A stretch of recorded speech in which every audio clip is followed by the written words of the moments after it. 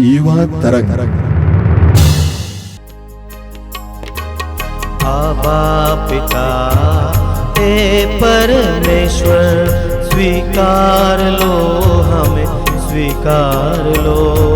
लौटा गए हम कदमों में तेरे, हमको क्षमा करो ईश्वर।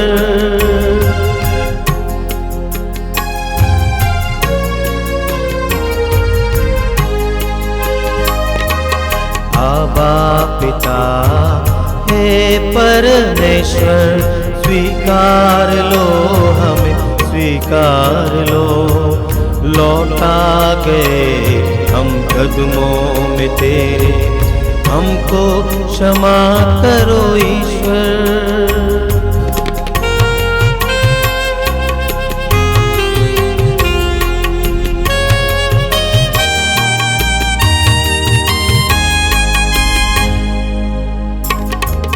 बिछड़े हुए भेड़ों की तरह भटक रहे थे हम, बिछड़े हुए भेड़ों की तरह भटक रहे थे हम। कठिनाइयों से होकर खाकर लौटा गए हम चरणों में तेरे।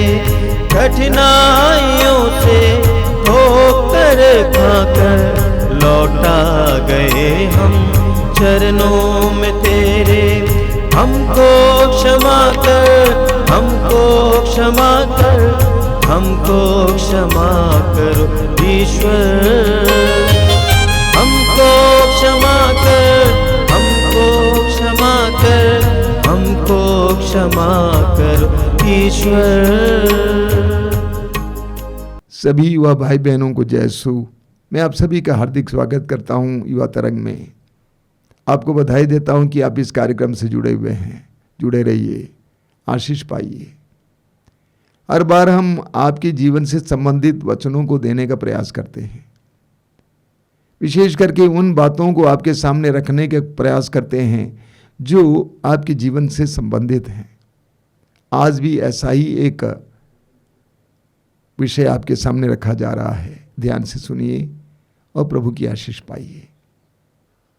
ख्रिस्त में मेरे प्यारे युवा साथियों, आप सबको जय यीशु। मैं आशा करता हूं कि आप लोग अच्छे हैं। प्रभु हम लोगों को और एक मौका दिया है बातचीत करने के लिए। हम जानते हैं कि हम आप तक अपने शब्दों के द्वारा पहुंचते हैं। ये जो शब्द है बहुत मायने रखता है। हम क्या बोल रहे हैं, कैसे शब्दों का इस्तेमाल करते हैं, किन किन शब्दों का इस्तेमाल करते हैं, बहुत मायने रखता है। ये जो शब्द है जोड़ने का काम करता है, तोड़ने का काम भी करता है, आकर्षित भी करता है, घृणा भी पैदा करता है। यह जो शब्द है उत्साह से भर भी देता है या तोड़ भी देता है। और यही कारण है कि शब्द में शक्ति है। शब्द जीवित है, जीवंत है, और सब शब्द शुद्ध नहीं हो सकता। शुद्ध शब्द ही हमें आगे बढ़ने के लिए हमारी मदद करता है। हम पढ़ते हैं इब्रानी अध्याय 4 पद संख्या 12 में प्रभु का वचन कहता है, ईश्वर का वचन जीवंत, सशक्त और किसी भी दुधारी तलवार से तेज है। यह जो वचन है उसमें शक्ति है, जीवन है। इसीलिए यह हमारे जीवन में कार्य करता है, बदल डालता है, जीवन में परिवर्तन लाता है। और यही कारण है कि हम प्रवचन सुनते हैं, सलाह लेते हैं, जो हमें शब्द के द्वारा दिया जाता है। और यही कारण है कि हम जो बोलते हैं हम जो सुनते हैं उस पर ध्यान देना जरूरी है। जब हम उदास रहते हैं तो कैसे शब्दों का इस्तेमाल करते हैं? जब हम परेशान रहते हैं तो कैसे शब्दों का इस्तेमाल करते हैं? जब हम फोन में बातचीत करते हैं तो कैसे शब्दों का इस्तेमाल करते हैं? जब हम गुस्सा हो जाते हैं तो कैसे शब्दों का इस्तेमाल करते हैं? बहुत मायने रखता है। और जब हम प्यार करते हैं तो कैसे शब्दों का इस्तेमाल करते हैं? सब अलग अलग होता है। और यही कारण है कि जब हम गुस्सा करते हैं, उदास रहते हैं, परेशान रहते हैं, सबसे बेहतर यह है कि चुपचाप रहना, कुछ नहीं बोलना। क्योंकि उस समय हम क्या बोलते हैं, क्या सोचते हैं, कुछ अता पता रहता नहीं है। जो भी मुंह में आता है बोलते हैं, बाद में उसके बारे में सोचते हैं तो बहुत बुरा लगता है। क्योंकि जिन शब्दों का हम इस्तेमाल करते हैं जब हम गुस्से रहते हैं, बहुत ही बेकार होता है।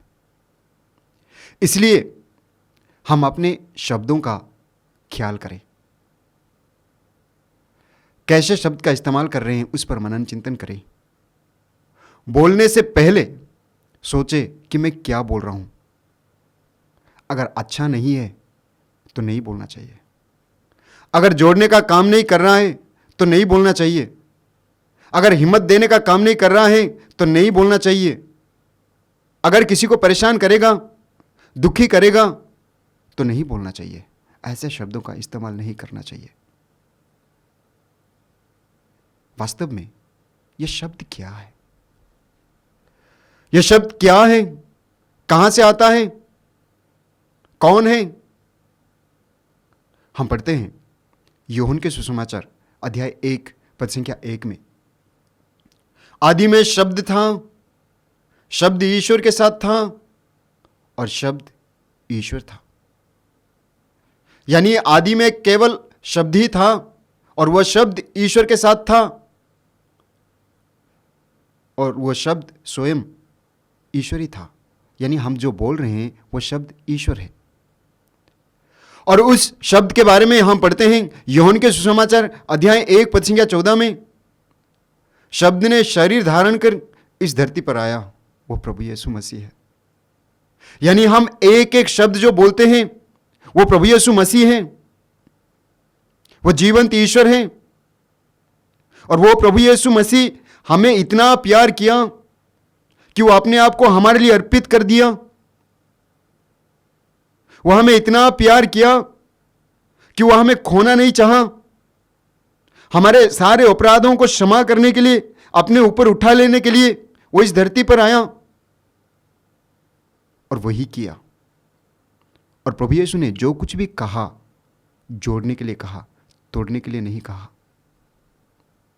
और इसीलिए हमें यह ध्यान देने की जरूरत है कि हम जो शब्द बोल रहे हैं वो ऐसा शब्द हो जो कि दूसरों को जोड़ने में, दूसरों को आगे बढ़ने में, दूसरों को हिम्मत देने में, दूसरों को उत्साह से भरने में मदद करे। ऐसे शब्दों का इस्तेमाल करना चाहिए, क्योंकि जो शब्द हम बोल रहे हैं वह शब्द स्वयं प्रभु यीशु मसीह है। हम पढ़ते हैं, स्तोत्रकार कहता है अध्याय 33 पद संख्या 4 में, ईश्वर का वचन सच्चा है, उसके समस्त कार्य विश्वसनीय है। प्रभु का वचन सच्चा है, प्रभु यीशु सच्चा है और उसके समस्त कार्य विश्वसनीय है। और इसीलिए हम जो शब्द बोल रहे हैं दिन प्रतिदिन दैनिक जीवन में, उस पर ध्यान देने की जरूरत है। अपने घर में जब बात कर रहे हैं, अपने बच्चों के साथ जब बात कर रहे हैं, अपने दोस्तों के साथ जब बात कर रहे हैं, अपने पड़ोसियों के साथ जब बात कर रहे हैं, अपने सहेलियों के साथ जब बात कर रहे हैं, कैसे शब्दों का इस्तेमाल करते हैं। विशेषकर हम जानते हैं कि युवा भाई बहन किस प्रकार का बातें करते हैं अपने दोस्तों के साथ, अपने सहेलियों के साथ।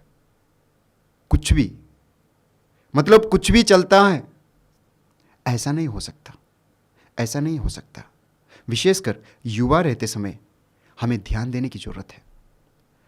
अगर युवा रहते समय अगर हम ध्यान देंगे, आने वाले दिनों में बहुत एंजॉय करेंगे, बहुत अच्छा लगेगा। और युवा रहते समय अगर फिसल जाएंगे तो आने वाले दिनों में बहुत स्ट्रगल करना पड़ेगा। लोग आपके शब्द से आपको पहचानते हैं, लोग आपके बातों से आपको जानते हैं, लोग आपके बातों से आपका तारीफ करते हैं, लोग आपके बातों से आपके लिए निर्णय भी देते हैं, लोग आपके बातों से आपको नाप भी लेते हैं। और यही कारण है कि हमें अपने बातों का ध्यान रखना बहुत जरूरी है।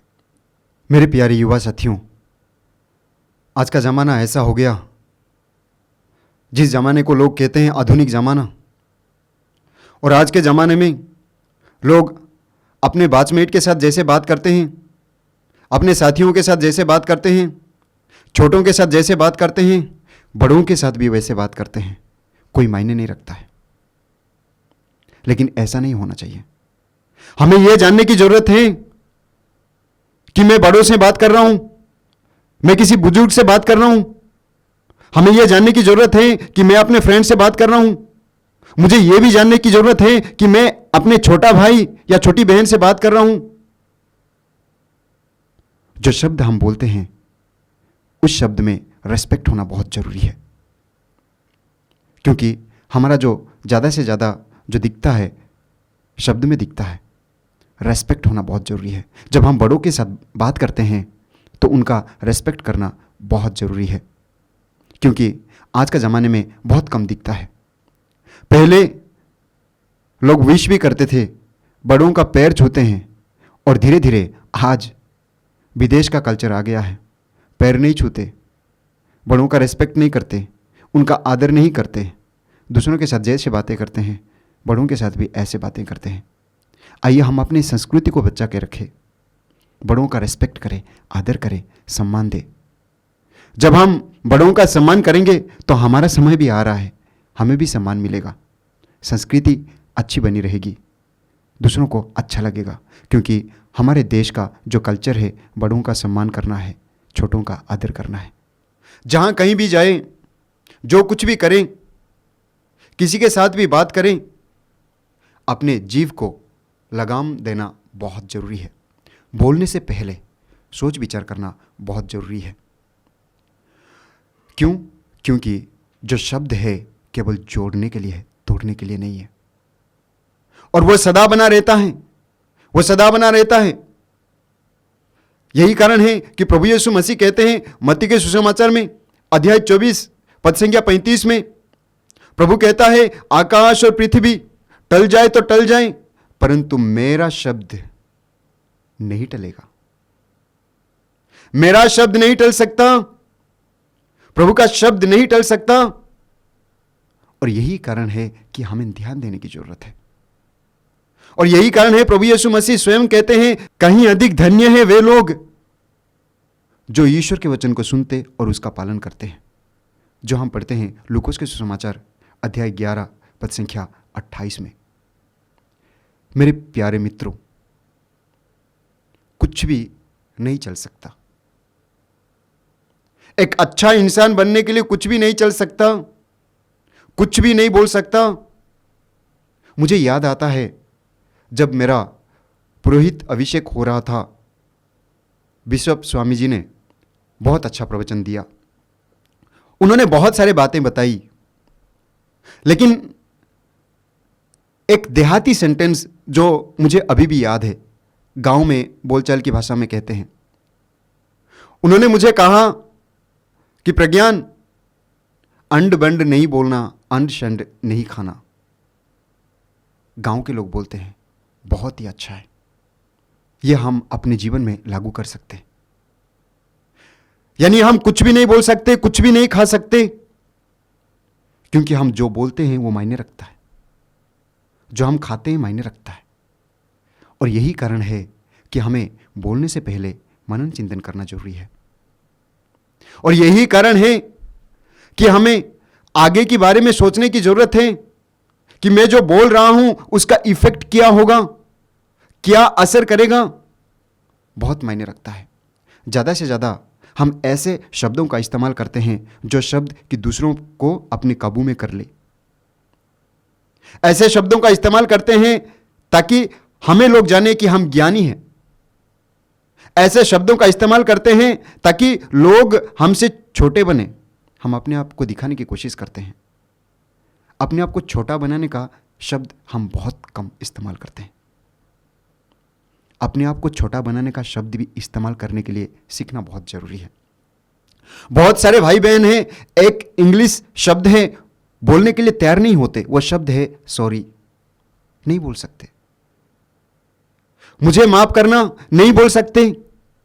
क्यों नहीं बोल सकते? क्योंकि उनके अंदर घमंड है, अहंकार है, वो अपने आप को छोटा नहीं बना सकते। जब हम सॉरी कहते हैं, बहुत सारे लोग ये समझते हैं कि वे छोटे हो जाते हैं, दूसरों की नजरों से गिर जाते हैं। वे लोग ये समझते हैं कि उन्होंने गलती किया इसलिए उन्होंने सॉरी कहा। इसका मतलब यह नहीं है। वास्तव में जब आप कहते हैं कि मुझे माफ करना, इसका मतलब यह नहीं है कि आपने गलत किया है। जब आप सॉरी कहते हैं, इसका मतलब यह नहीं है कि आपने गलती किया है। इसका मतलब यह है कि आप अपने रिश्ते को बचाना चाहते हैं। इसका मतलब यह है कि आप सामने वालों का सम्मान करते हैं। इसका मतलब यह है कि आप सामने वालों को आपसे ज्यादा रिस्पेक्ट देते हैं। इसका मतलब यह है कि आप उनसे अच्छा रिश्ता बनाना चाहते हैं। इसका मतलब यह नहीं होगा कि आपने गलती किया। गलती किए हैं तो अच्छी बात है।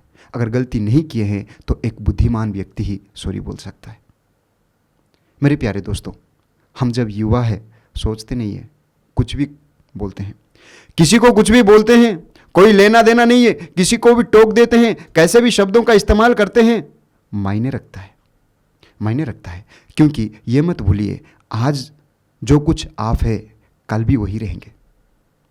आज जिस शब्दों का आप इस्तेमाल कर रहे हैं, जिस सेंटेंस का आप इस्तेमाल कर रहे हैं, जिस तरीके से बात कर रहे हैं, वो आपको आगे ले जाएगा।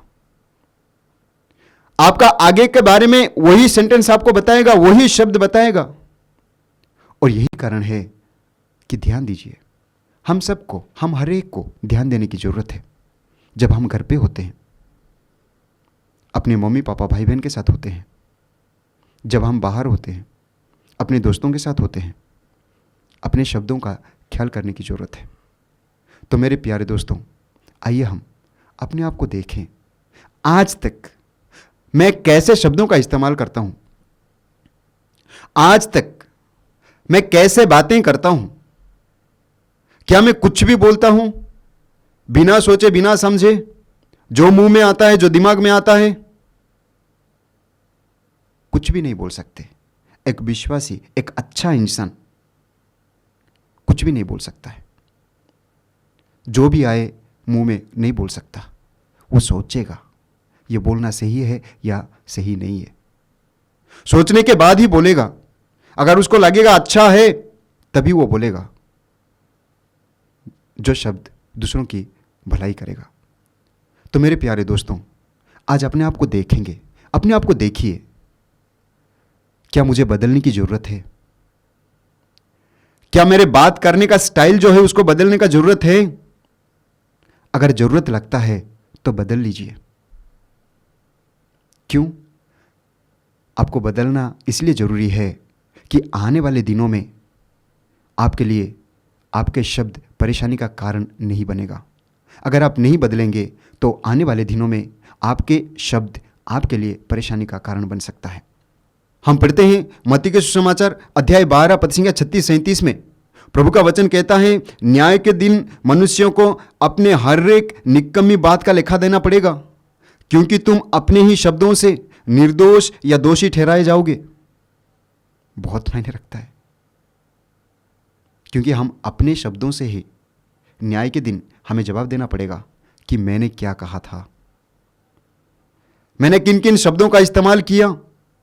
ज़्यादा से ज़्यादा हम निर्णय देते हैं, दूसरों के बारे में बोलते हैं, दूसरों के बारे में बताते हैं, वो ऐसा है, वो ऐसी है। लूकास के सुसमाचार में हम पढ़ते हैं अध्याय 6 पद संख्या 36 में प्रभु का वचन कहता है, किसी के विरुद्ध निर्णय ना दो, तुम्हारे विरुद्ध भी निर्णय नहीं दिया जाएगा। मेरे प्यारे मित्रों, आइए हम अपने शब्दों का ख्याल करें, अपने शब्दों का ख्याल करें। जब हम अपनी जीभ को लगाम देते हैं, अपने वश में कर लेते हैं, अपने कब्जे में कर लेते हैं, तो वो हमारे लिए अच्छाई का कारण बनता है। लोग हमें पसंद करते हैं, लोग हमें चाहते हैं, आपके साथ बात करने के लिए तरसेंगे, आपको मिलने के लिए तरसेंगे जब आप दूसरों की भलाई के लिए बातें करेंगे, अच्छे अच्छे शब्दों का इस्तेमाल करेंगे। आइए हम अच्छे अच्छे शब्दों का इस्तेमाल करें, दूसरों की भलाई की बात करें, ऐसे शब्दों का इस्तेमाल करें जो कि हमारे घर में, बाहर लोगों के साथ अच्छा रिश्ता बनाए, जोड़ने का काम करे, प्यार का काम करे, समझदारी का काम करे। आइए हम इसके लिए प्रभु से आशीष मांगे। अपनी आंखों को बंद कीजिए, प्रभु से कहिए, प्रभु तू मुझे शक्ति दे। आज तक मैंने जो कुछ भी कहा उस पर मैंने मनन चिंतन नहीं किया, लेकिन आज से मैं अपनी जीवन शैली को बदलना चाह रहा हूँ, अपने शब्दों को बदलना चाहता हूँ, एक ऐसे इंसान बनना चाहता हूँ जो कि अच्छे बातें करते हैं, अच्छे शब्दों का इस्तेमाल करते हैं। मुझे तो अपने वश में कर ले प्रभु, पवित्र आत्मा का वरदान दे। हर परिस्थिति में, जब मैं गुस्सा करता हूँ, जब मैं नाराज़ हो जाता हूँ, जब मैं खुशी में होता हूँ या जब मैं दुखी होता हूँ, हर परिस्थिति में अच्छे शब्दों का इस्तेमाल करने के लिए मेरी मदद करना, पवित्र आत्मा का वरदान देना। आमीन। आइए हम प्रार्थना करें। अपनी आंखें बंद कीजिए। प्रभु यीशु, धन्यवाद देते हैं इन पवित्र क्षणों के लिए, तेरे पवित्र वचनों के लिए धन्यवाद देते हैं। तेरे पवित्र वचनों के द्वारा हमारी बुद्धि को प्रकाशित करने के लिए धन्यवाद देते हैं। मैं धन्यवाद देता हूं इन सारे युवा भाई बहनों के लिए, छोटे बेटे बेटियों के लिए। प्रभु, इनकी परिस्थितियों को तू जानता है, तू स्वयं युवा था, तू जानता है कि उनके जीवन में क्या क्या होता है, कैसी कैसी परिस्थितियों का सामना करना पड़ता है, कठिन कठोर परिस्थितियों का। एक एक परिस्थिति में तेरे पवित्र वचन का सहारा लेने के लिए उन्हें कृपा दीजिए, तेरे पवित्र वचन के अनुसार जीवन जीने के लिए उन्हें कृपा दीजिए, विशेष करके तेरे मौन से सीखने के लिए कृपा दीजिए, अपनी जुबान को सही इस्तेमाल करने के लिए कृपा दीजिए, वे ही बातें बोलने के लिए कृपा दीजिए जो कल्याणकारी हों, अनावश्यक बातें ना निकले उनकी जुबान से। आशीर्वाद देना प्रभु, आशीर्वाद देना, पवित्र आत्मा का अभिषेक देना। सर्वशक्तिमान परमेश्वर पिता, पुत्र और पवित्र आत्मा आपको आशीर्वाद प्रदान करें। आमीन। जय यीशु। आबा पिता, हे परमेश्वर, स्वीकार लो, हमें स्वीकार लो। लौटा गए हम कदमों में तेरे, हमको क्षमा करो ईश्वर।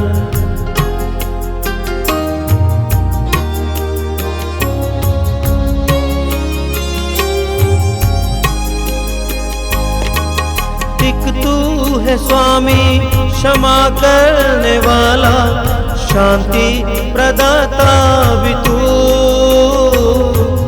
एक तू है स्वामी, क्षमा करने वाला, शांति प्रदाता भी तू। टूटे दिलों को सांत्वना देकर अपना लो अपनी बाहों में ईश्वर। टूटे दिलों को सांत्वना देकर अपना लो अपनी बाहों में ईश्वर। हम पर दया कर, हम पर दया कर, हम पर दया करो ईश्वर। हम पर दया कर, हम पर दया कर, हम पर दया कर ईश्वर। आबा पिता, हे परमेश्वर, स्वीकार लो, हमें स्वीकार लो। लौटा गए हम कदमों में तेरे, हमको क्षमा करो ईश्वर। हमको क्षमा करो ईश्वर, हमको क्षमा करो ईश्वर।